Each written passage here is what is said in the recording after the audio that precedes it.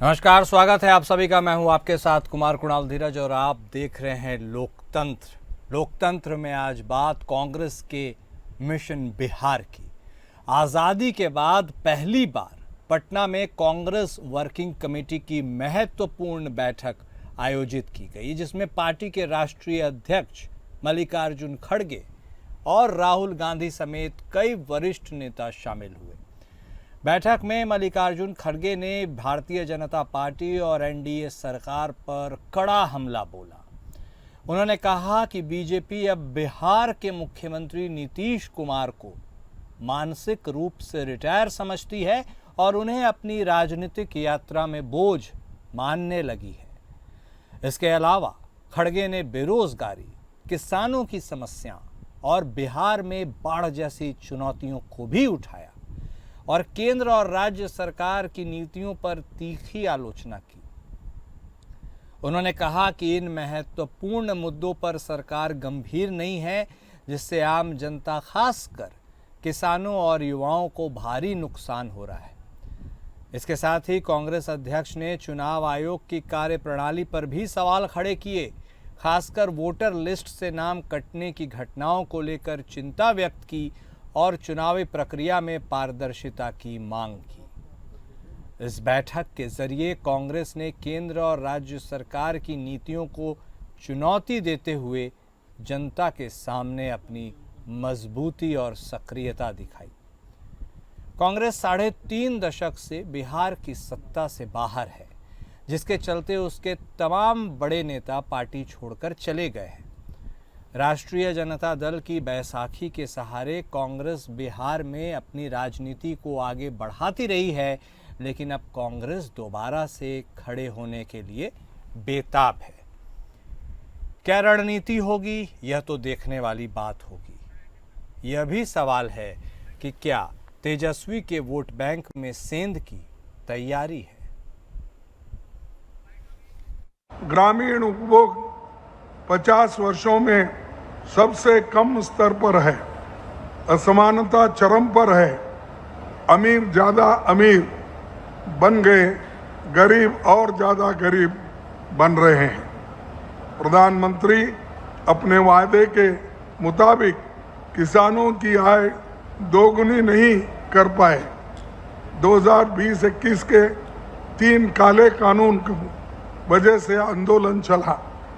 750 से अधिक किसान शहीद हो गए।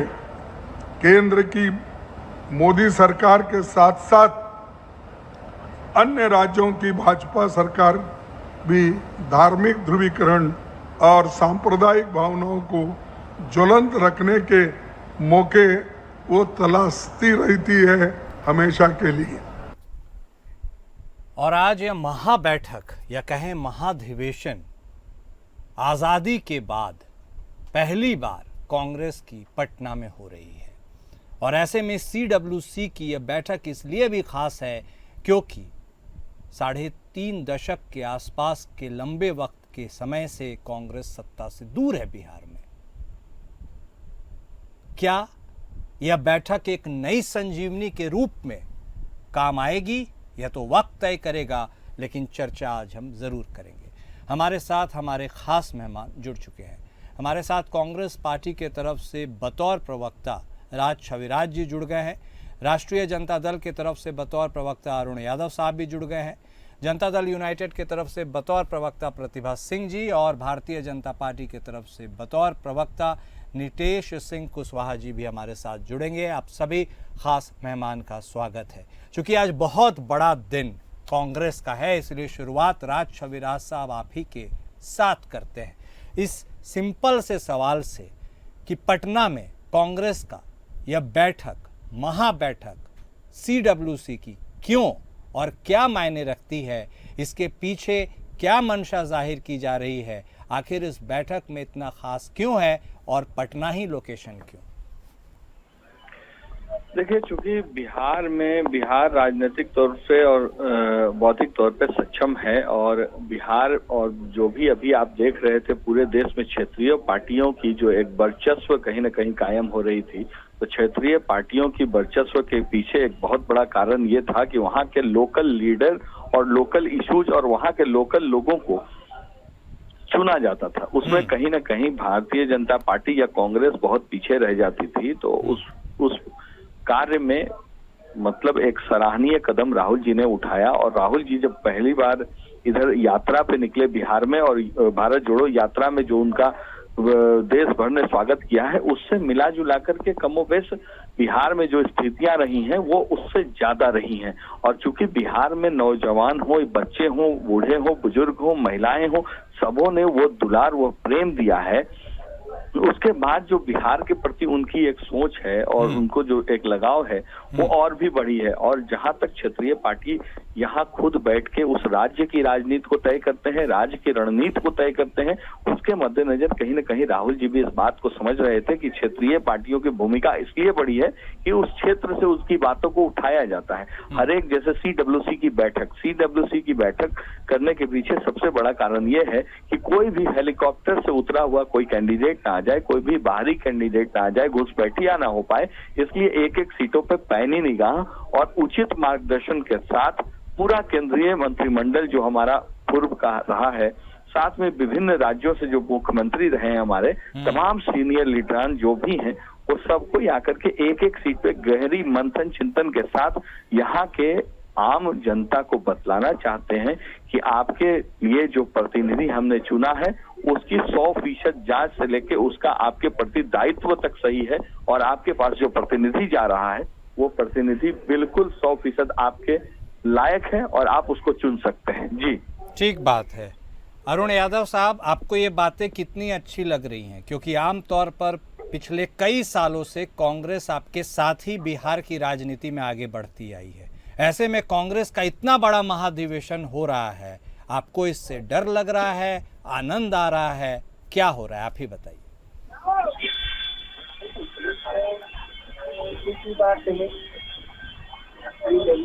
बैठक हुई और जो देश के सामने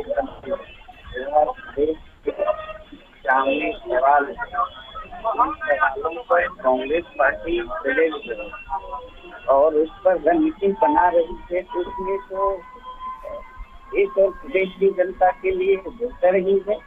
और खास करके महागठबंधन पार्टी कांग्रेस आई महागठबंधन में सहयोगी पार्टी जो राष्ट्रीय जनता दल का, और यहाँ राष्ट्रीय जनता दल के नेता कोऑर्डिनेशन कमेटी के चेयरमैन तेजस्वी यादव जी, और हम लोगों तमाम लोग तो इंडिया गठबंधन के महागठबंधन के लोग मिलकर काम कर रहे हैं, और सबका लक्ष्य एक ही है, बिहार सरकार को हटाना। शासन वाली सरकार को बिहार, इस सरकार से बिहार की जनता को निजात दिलाना।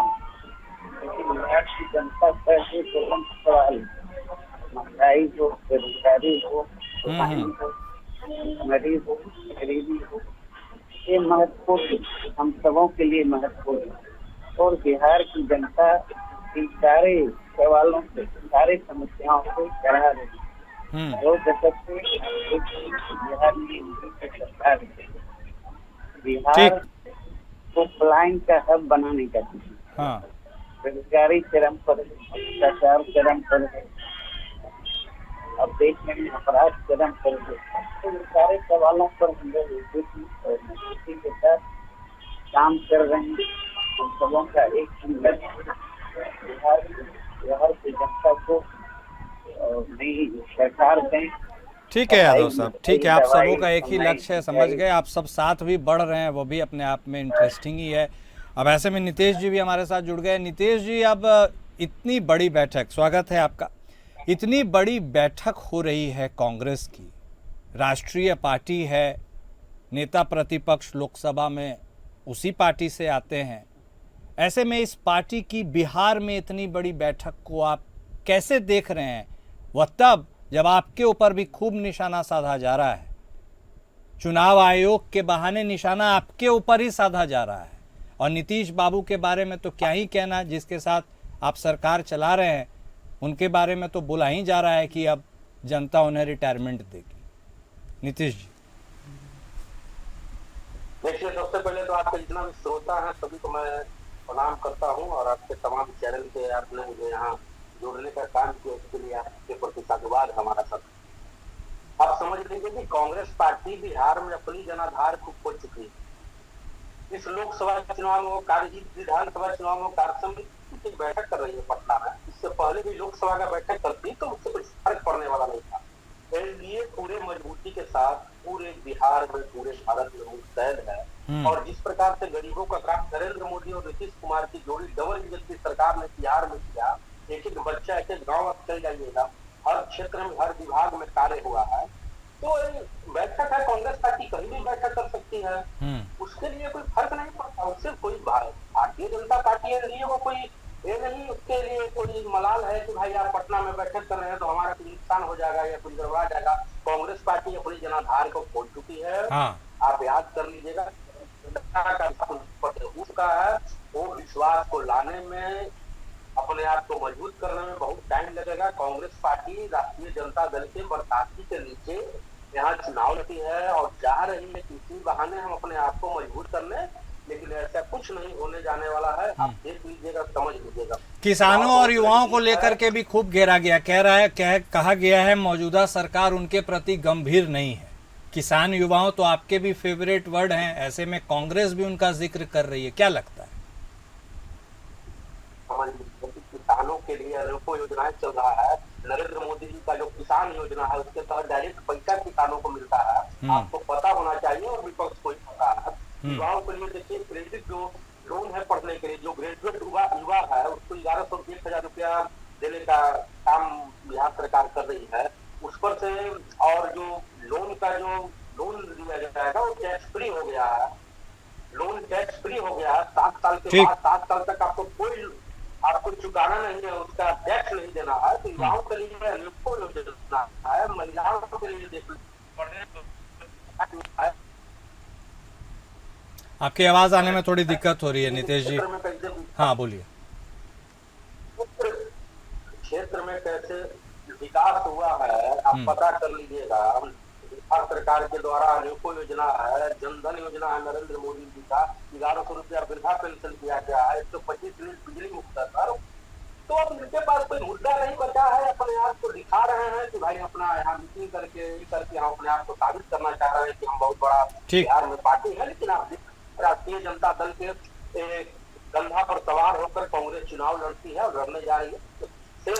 और इसीलिए भी ये सवाल बहुत प्रासंगिक हो जाता है। राज छविराज साहब, देखिए आप बिहार में महाधिवेशन कर रहे हैं, कोई बात नहीं, लेकिन आप इस बात को तो समझ रहे हैं कि बिहार में नैया जो पार होती है वो आपकी, वो आरजेडी के सहारे ही होती है। इतना बड़ा आयोजन करके अपकमिंग इलेक्शंस के पहले बिहार में आरजेडी को आप क्या मैसेज देने की कोशिश कर रहे हैं, और क्या यह मैसेज जो भी आप दे रहे हैं वो आरजेडी किस हिसाब से लेगी? आपके दोस्त हैं, आप भी बताइए। हम आरजेडी को कोई भी मैसेज नहीं दे रहे हैं और ना ही यह बतलाना चाह रहे हैं, मजबूती दिखलाना चाह रहे हैं, ऐसी कोई बात नहीं है। ये हमारी मीटिंग है और बिहार के जनता के प्रति राहुल जी खड़गे साहब का प्रेम है, भाव है, जो कि उनसे मिलने, रूबरू होने और उनकी बातों को, उनकी समस्याओं को और उनके लिए प्रतिनिधि को चुनने का कार्य जो है पूरी जिम्मेवारी और दायित्व के साथ कर रहे हैं। बहरहाल जहां तक हमारे जदयू के भाई साहब, हमारे हुजूर, हमारे आका, चूंकि बिहार की सत्ता में उनको सिरमौर थमा रखा है बिहार की जनता ने, तो मैं हुजूर को शान में गुस्ताखी माफ कहते हुए कहना चाहूंगा हमारे जेडीयू के प्रवक्ता भाई साहब को कि वो नहीं, अभी जेडीयू भारतीय जनता पार्टी के प्रवक्ता थे, जेडीयू वाले तो अभी बात करेंगे ही, बोलिए। जी जी, वही उन्होंने अभी जो कहा उससे कि जनाधार खो दी है और ऐसा है वैसा है, हमको तो समझ नहीं आ रहा है कि जहाँ पे एक मिनट नितेश जी उनको कंप्लीट कर लेने दीजिए। एक मिनट छविराज बाबू, एक मिनट नितेश जी 1 मिनट उनको कंप्लीट करने दीजिए, फिर उसके बाद आप टिप्पणी कीजिए।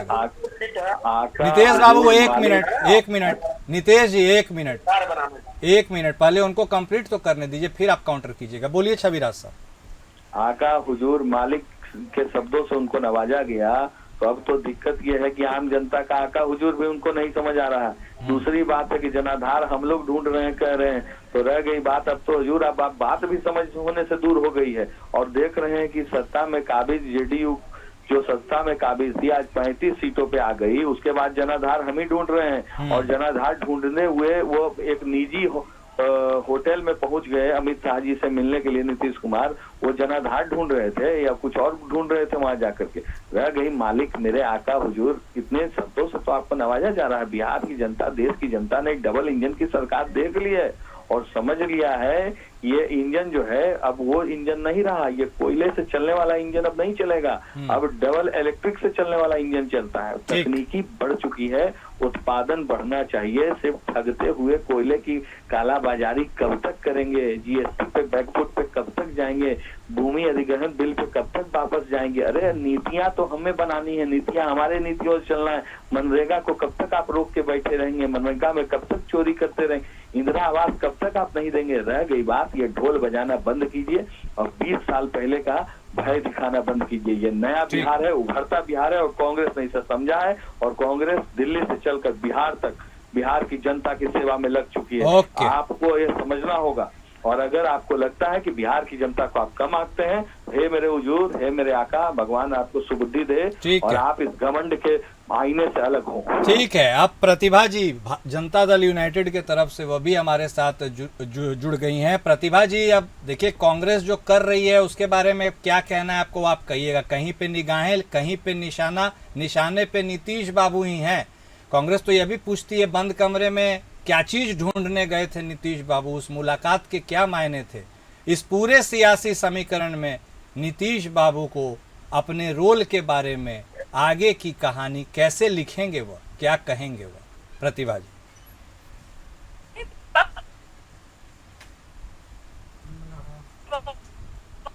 स्पष्ट है, इनकी बातों से स्पष्ट है कि इनका दूर दूर तक कहीं पता चलने वाला नहीं है। नीतीश कुमार जी क्या ढूंढने गए थे, ये सवाल करते हैं। मैं इसे सवाल करती हूँ कि इनके दिल्ली के युवराज बिहार में क्या ढूंढने के लिए आए हैं? पूरा कुनबा उठ करके जिसे देश की जनता ने बुरी तरह से लताड़ा है, वो आज बिहार में क्या ढूंढने आए हैं? अरे भाई, बिहार में बिहारियों ने हीरा ढूंढ लिया। उनके पास पारस भी है। आदरणीय नेता श्री नीतीश कुमार जी बिहारियों के वो पारस है जिसे छूते ही सोना बन जाता है।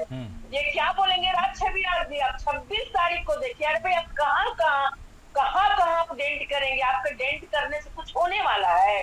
बिहार की जनता जिसे 125 यूनिट बिजली फ्री मिल गई, 90% लोगों के बिजली बिल माफ हो गए, वृद्धजन, दिव्यांग और विधवा महिलाओं को 400 से सीधे 1100 रुपए पेंशन बढ़ा दिए गए, जिससे कि उनके घर में खुशहाली आई है।